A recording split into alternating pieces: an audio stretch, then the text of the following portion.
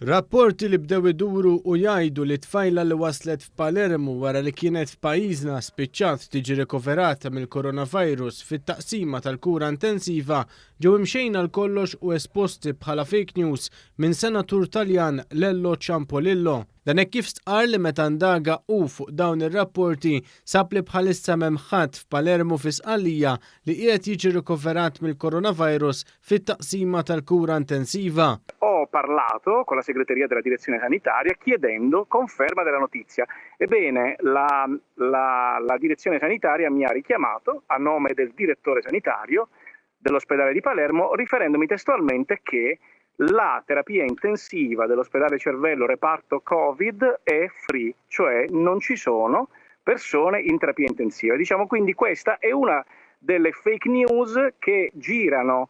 U għaspiega kif kompla jinvestiga u sab li għalkemm għal xi raġuni bosta ġurnali Italjani qed jippruvaw jagħtu l-impressjoni li f'Malta hawn xi sitwazzjoni diżastruża fejn in-nies qed jaqgħu jmutu fit-triq minħabba l-coronavirus, fil-verità pajjiżna qed jikkontrolla sew l-imxija. Ho verificato anche le terapie intensive a Malta. A Malta non c'è neanche una persona in terapia intensiva.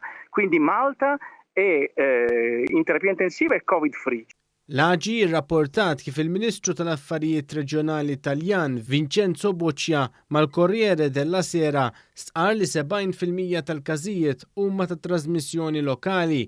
Għalhekk mhux minnu li l-maġġoranza tal-każijiet fl-Italja ġew importati minn pajjiżi tal-madwar fosthom pajjiżna.